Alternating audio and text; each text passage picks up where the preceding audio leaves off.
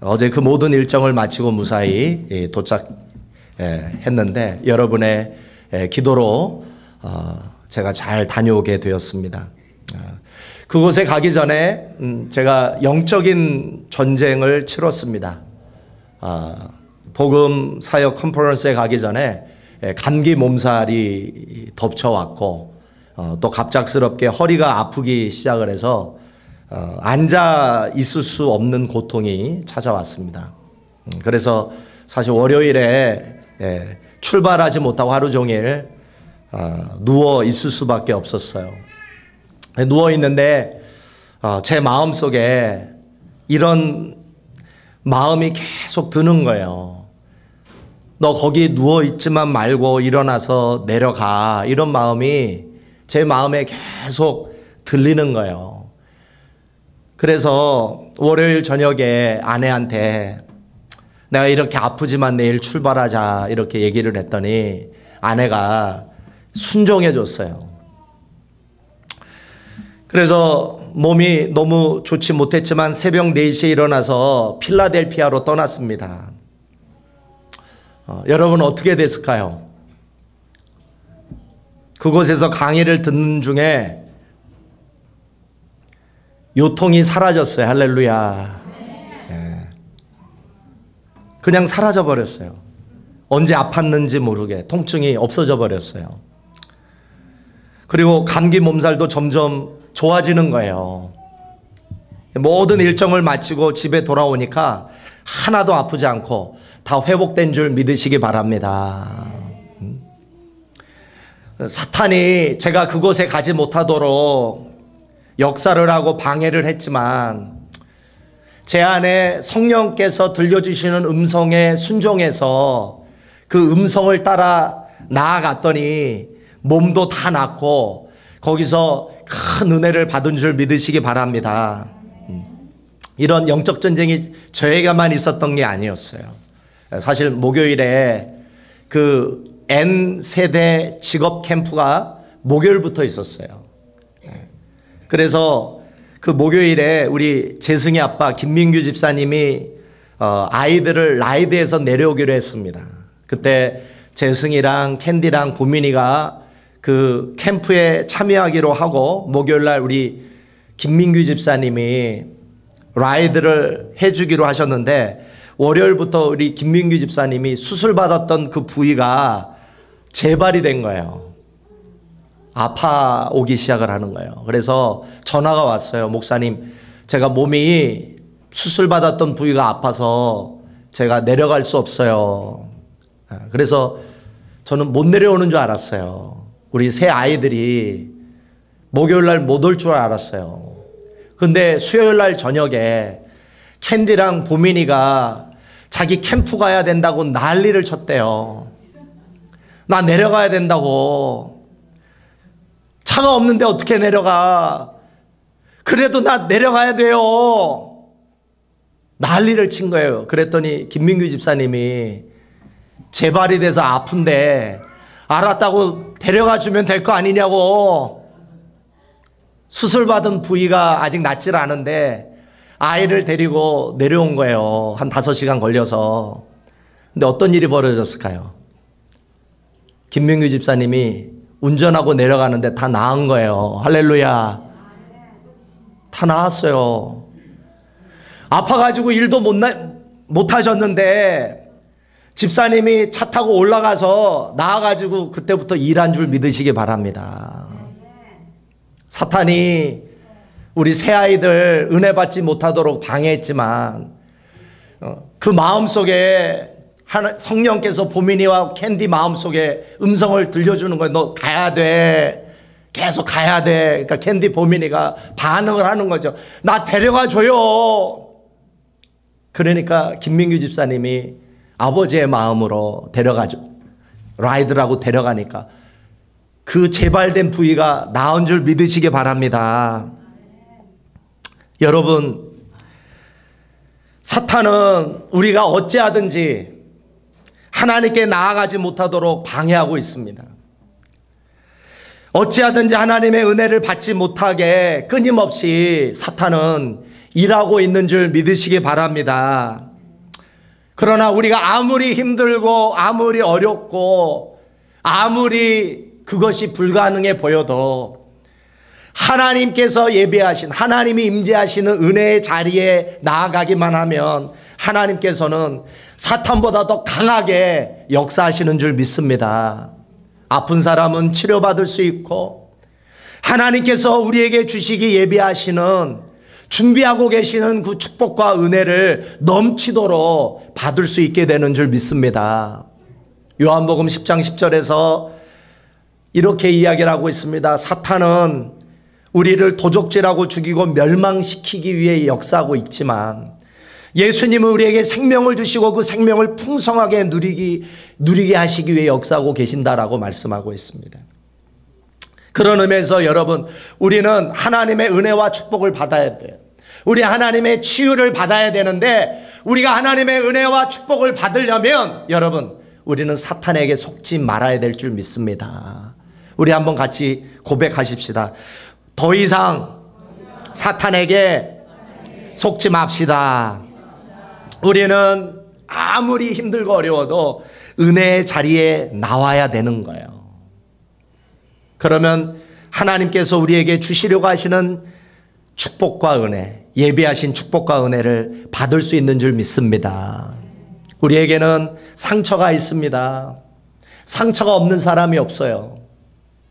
그래서 사탄은 집요하게 저와 여러분의 상처를 공격해서 낙담하게 하고 포기하게 해서 우리가 그 하나님의 은혜와 축복을 받지 못하도록 역사하는 것입니다. 그러므로 우리는 우리의 죄뿐만이 아니라 우리가 가진 상처까지도 반드시 하나님 앞에 가지고 나와야 되는 것입니다. 우리 가운데 고통 없이 상처 없이 사는 사람은 아무도 없어요.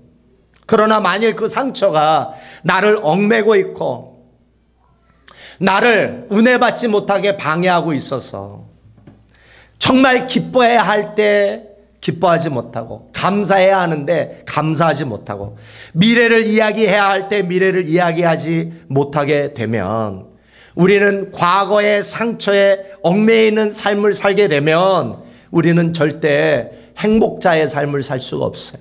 하나님이 우리가 살기를 원하시는 그 복된 삶을 우리가 살지 못하게 되는 줄 믿습니다. 그래서 우리는 어찌하든지 우리 안에 있는 내재한 이 상처를 녹아내야 되는 거예요. 다뤄야 돼요.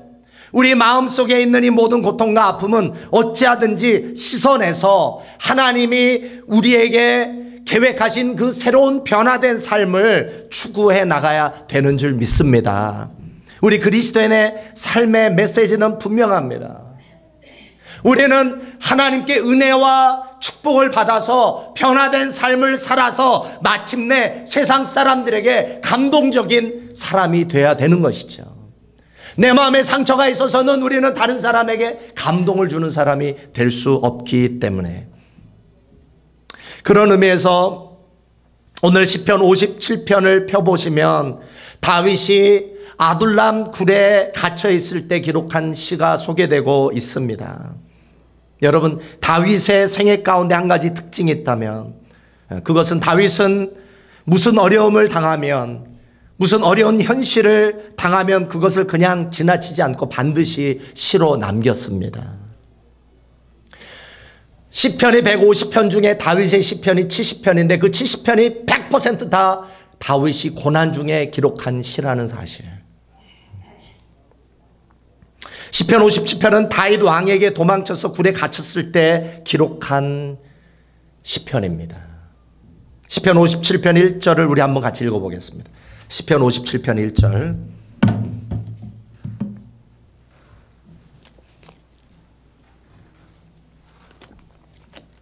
(1절) 읽어보겠습니다. 시작. 하나님이여 나를 긍휼히 여기시고 나를 긍휼히 여기소서. 내 영혼이 주께로 피하되 주의 날개 그늘 아래서 이 재앙이 지나가기까지 피하리이다. 자, 다윗은 굴에서 첫 번째 하나님의 긍휼을 구하는 기도를 드렸다는 사실. 하나님의 긍휼과 은혜를 베풀어 주십시오. 여러분, 다윗이 굴 안에 들어갔을 때 하나님의 은혜를 구하는 기도를 드리자 여러분 어떻게 됐을까요? 다윗이 고난 중에 어려움 중에 있었지만 하나님이 주님의 날개로 이 다윗을 감춰주신 사실을 기록하고 있습니다. 그런 의미에서 저와 여러분은 반드시 우리가 가지고 있는 이 상처를 녹여내고 새롭게 변화되는 삶을 살아야 된다는 거예요. 그러면 우리는 어떻게 하면 우리 내면에 숨어있는, 우리 내면에 내재하고 있는 이 상처를 치유하고 우리는 어떻게 하면 하나님의 은혜로 변화된 삶을 살 수 있을까? 세 가지 중요한 원리가 오늘 본문에 기록되고 있습니다. 첫 번째, 우리가 상처를 씻어내고 변화받는 삶을 살려면 우리는 하나님의 은혜의 품으로 나아가야 합니다. 한번 따라해 보시겠습니다. 하나님의 은혜의 품으로 나아가자. 하나님의 은혜의 품 안으로 들어가면 반드시 하나님은 우리의 상처를 치유해 주시고 반드시 우리를 회복시켜 주신다는 것입니다. 어떤 사람들은 이렇게 이야기하는 사람이 있습니다. 상처는 세월이 약이기 때문에 시간이 지나가면 다 없어진다, 이렇게 이야기하는 사람이 있어요. 그러나 절대 그렇지 않습니다. 상처는 사라지지 않습니다. 시간이 지나도 사라지지 않습니다. 아주 어릴 때 받았던 상처, 그게 내 마음속에 내재하고 있다가 언제 터져 나올지 몰라요. 내 마음의 상처는 반드시 터져 나와요.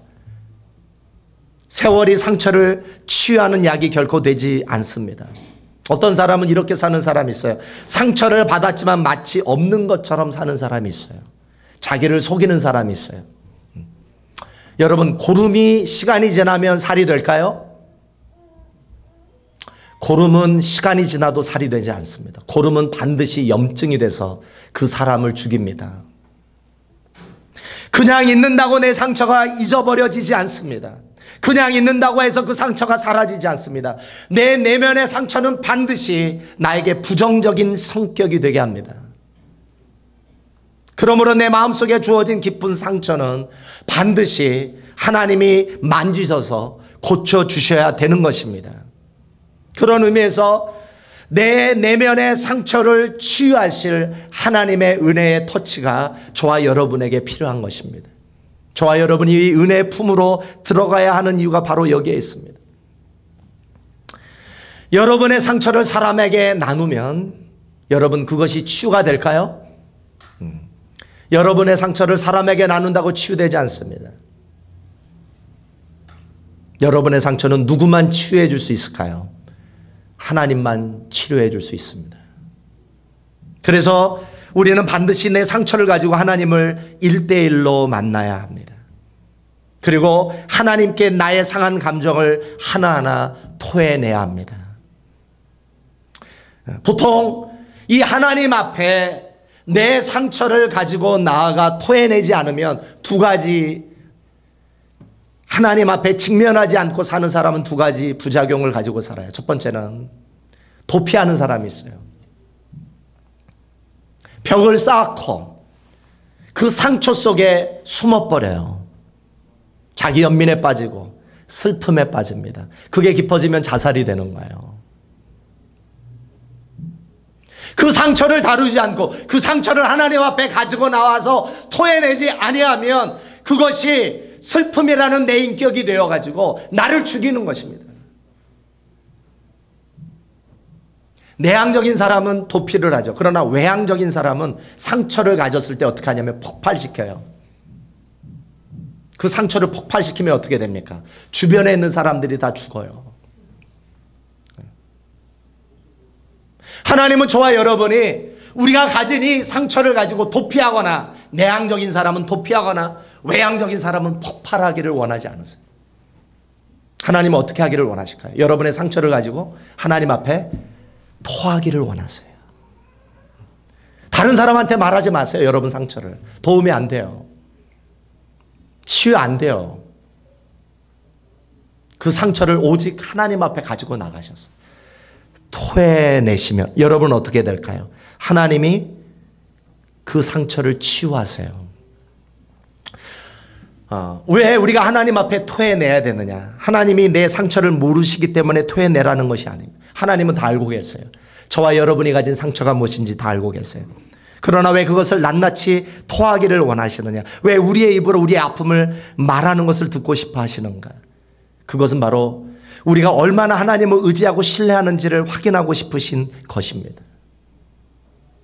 우리 하나님을 신뢰하는 마음으로 하나님 앞에 나의 아픈 상처를 토해낼 때 하나님께서 이렇게 말씀하세요. 내 아들아, 내 딸아, 잘 왔다.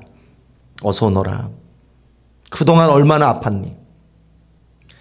너는 나에게 너의 상처와 아픔과 고통을 주고 나는 너에게 평안과 치유와 기쁨을 가지고 가거라. 여러분, 예배라는 것은 살아계신 하나님 앞에 익스체인지, 물물 교환하는 시간이에요. 이 예배 시간에 나는 하나님 앞에 죄와 내 상처를 가지고 하나님 앞에 드리면 하나님은 우리에게 무엇을 주실까요? 평안과 기쁨을 주시는 줄 믿습니다.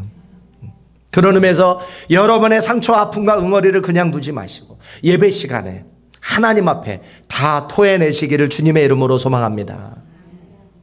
두 번째 필요한 것이 마음의 확정입니다. 한번 따라해 보시겠습니다. 마음의 확정. 이제 하나님 앞에 내 모든 상처와 아픔을 다 토해내고 나서 그리고 우리는 하나님의 은혜 앞으로 나아가서 내 마음을 결정해야 되는 것입니다.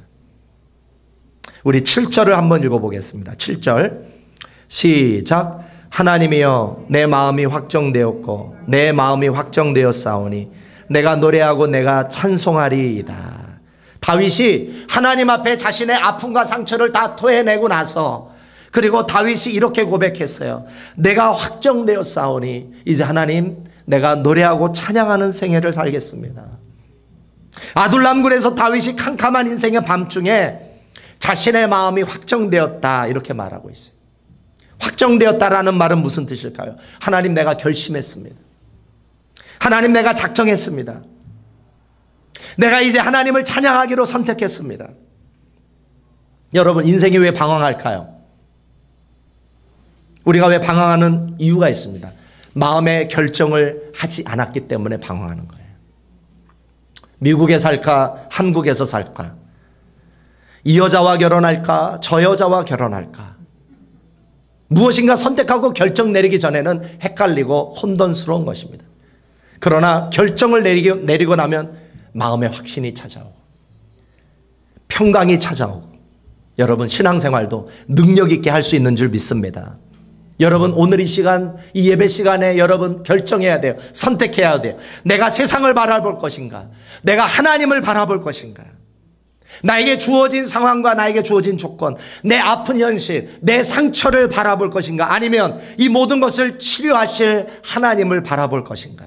우리는 마음에 결정해야 될 줄 믿습니다. 내가 하나님을 바라보기로 선택하면 여러분의 심령은 반드시 시원함을 경험하게 될 줄 믿습니다. 오늘 본문의 다윗의 경우도 마찬가지. 다윗이 아둘람굴에 던져졌을 때 그에게 두 가지 길이 놓여져 있었습니다. 첫 번째, 원망하는 마음이 있었어요. 다윗에게는 충분히 원망할 만한 이유가 있었어요. 여러분 사울에게 다윗이 당한 것을 한번 생각해 보세요. 다윗은 충성한 것밖에 없었어요. 민족을 위해 목숨을 걸고 사울 왕을 위해서 싸워준 것밖에 없었어요. 그러나 그에게 돌아온 것은 칼밖에 없었어요. 자기의 목숨을 앗아가려고 공격하는 사울을 바라볼 때 그는 얼마든지 원망할 수 있었습니다. 근데 다윗이 사울을 원망한다고 해서 사람들이 비웃거나 손가락질을 하지 않을 것입니다. 왜? 다윗이 원망해도 거기엔 충분한 이유가 있었기 때문에. 그러나 동시에 다윗에게는 두 번째 선택이 있었습니다. 다윗은 원망하는 대신에 하나님을 바라보고 찬송하고 기도하기로 선택을 한 것입니다. 그런데 오늘 말씀 속에 다윗은 바로 그것을 선택하고 있습니다. 사울이 나를 고통스럽게 했지만 내 마음에 있는 상처를 나는 이해할 수 없지만 하나님을 향해 내 마음을 드리기로 선택을 한 것입니다. 내 마음속의 문제가 다 처리된 것은 아니지만 하나님을 향해 마음을 확정하는 순간 그 모든 고통이 찬양으로 바뀌는 기적이 일어난 것입니다. 사랑하는 여러분, 여러분도 여러분의 주위를 돌아보십시오. 여러분의 마음을 바라보십시오. 소망이 없어요. 기쁨이 없어요. 은혜가 없어요. 그러나 여러분이 나는 그런 것들을 이제 바라보지 않겠다. 나에게 승리를 주시고 나에게 은혜를 주시고 나에게 축복을 주실 나는 하나님만 바라보고 나아가겠다. 그러면 어떻게 될까요? 여러분의 삶에 놀라운 기적이 일어나기 시작합니다. 감사할 수 없는 순간에 감사의 열매를 맺게 되는 놀라운 은혜가 일어나게 되는 것입니다. 아둘람 굴에 갇혀서 다윗이 찬송하고 새벽을 깨며 하나님의 은혜를 노래하며 살아가고 그가 주님의 품 안에서 하나님만을 바라보고 나서 하나님이 그에게 보여주신 비전이 있었어요. 하나님을 찬양하기로 선택하고 결정했던 이 다윗에게 하나님이 보여주셨던 비전은 무엇인가요? 그것은 바로 하나님이 더 높은 차원의 목적을 발견하게 하셔서 거기에 헌신하게 하셨던 삶입니다. 우리 11절을 우리 한번 읽어보겠습니다. 11절 읽어보겠습니다. 시작. 하나님이여 주는 하늘 위에 높이 들리시며 주의 영광은 온 세계 위에 높아지기를 원하나이다. 여러분, 내 고통을 넘어서서 내 힘든 내 상처를 넘어선 하나님의 비전을 바라보는 자에게는 고통이 고통으로 끝나지 않습니다. 미래를 향해 나아갈 수 있습니다. 내 고통이 더 높은 차원의 비전, 더 높은 차원의 하나님의 목적을 이루는 것이라면 나는 고통의 희생자가 되지 아니하고 나는 내 고통을 넘어서서 하나님의 이름을 선포하고 하나님의 나라를 세우는 위대한 생애를 살아갈 수 있다는 사실을 오늘 이 다윗은 우리들에게 보여주고 있습니다. 다윗은 그곳에서 하나님을 찬양하고 기도할 때 하나님이 보여주신 하나님의 나라의 비전을 바라보기 시작한 것이죠. 그리고 그 비전을 향해 믿음으로 나아갈 때 여러분 다윗 생애 속에 다윗의 위대한 왕국이 이루어지게 된 것입니다. 데이비스 킹덤이 이루어지고 여러분 그 데이비스 킹덤이 그의 생애 속에 끝나는 것이 아니라 그것이 그의 후손 예수 그리스도를 통해 메시아의 왕국으로 마침내 완성이 된 줄 믿으시기 바랍니다. 여러분 우리가 사는 현실은 분명히 힘듭니다. 내가 받는 상처는 분명히 아픕니다. 찌르는데 어떻게 안 아플 수 있습니까? 때리는데 어떻게 그 고통이 나에게 주어지지 않을 수 있겠습니까? 그러나 나에게 주어진 고통에 머무는 것이 아니라 그 고통을 넘어서서 하나님의 말씀을 붙잡고 성령의 능력을 공급받고 하나님의 목적을 발견해서 하나님의 나라의 영광을 위해 달려가기만 한다면 하나님은 반드시 여러분을 빛나는 인생으로 하나님 나라의 위대한 군사로 여러분을 사용해 주실 줄 믿습니다. 미국의 젊은 영혼들을 위해 사역했던 가장 영향력 있는 사역자 중에 자시 맥도웰이라는 분이 계십니다. 그에게는 많은 마음의 상처와 한이 있었습니다. 우리가 상상할 수 없는 상처와 아픔이 있었습니다. 자시 맥도웰의 아버지는 알코올 중독자였습니다. 술만 마시면 얼마나 난폭한 사람으로 변하든지 그의 아버지의 그런 모습 때문에 자시의 누나가 어린 나이에 자살을 합니다. 그의 어머니는 평소에 늘 이런 말을 했다고 합니다. 네가 고등학교만 졸업하면 나는 화병으로 죽을 것이다. 입버릇처럼 말을 했는데 정말 자시가 고등학교를 졸업하자마자 자시의 어머니가 어떻게 됐을까요? 그 말대로 화병으로 죽었습니다. 그에게 형이 있었습니다. 아버지를 증오한 나머지 그의 아버지를 침대에 밧줄로 묶어놓고 아버지를 구타하기도 하고 그 아버지를 법원에 고소해서 결국 아버지가 가진 모든 집을 빼앗고 그 집을 판 돈을 가지고 도망간 형이 있었습니다. 자, 이런 가정에서 성장한 자존감이 낮았던 이 자시가 학교 선생님께 꾸중을 듣다가 충격을 받아서 심한 말 더듬이가 됩니다. 대학 시절에는 한 여자를 만나게 됐는데 자시의 환경이 너무나 형편이 없어서 결혼까지 약속했던 그 여자가 자시를 버리고 떠나가는 고통도 당했다고 합니다. 이러한 환경 속에서 과연 자시가 성공적인 생애, 행복한 생애를 살아갈 수 있을까?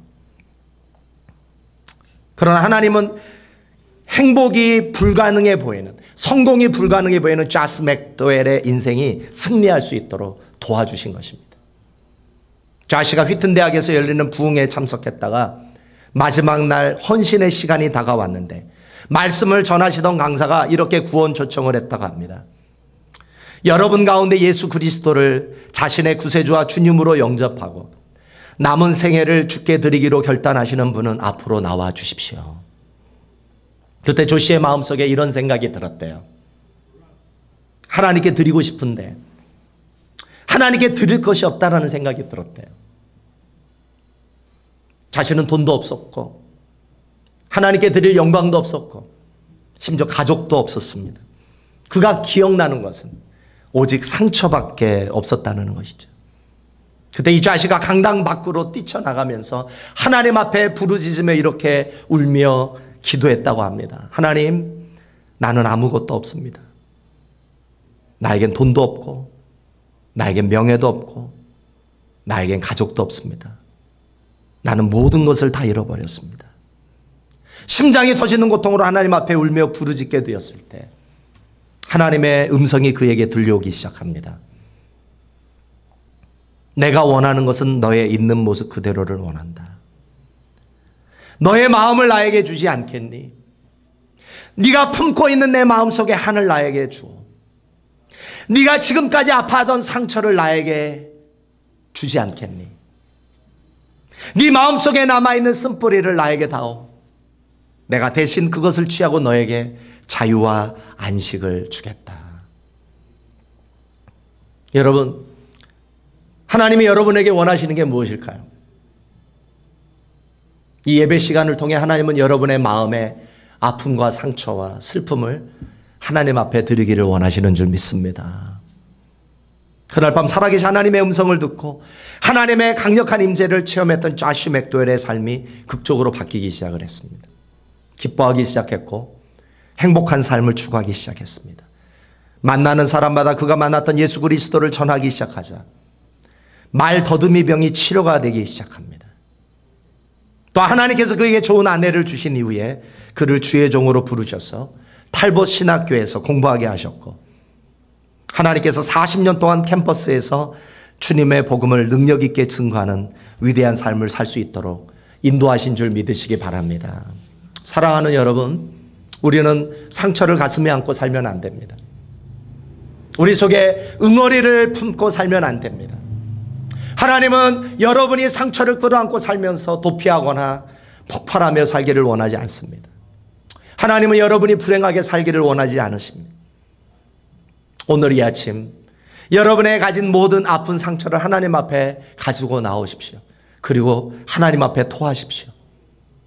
아팠다고 힘들었다고 고백하세요.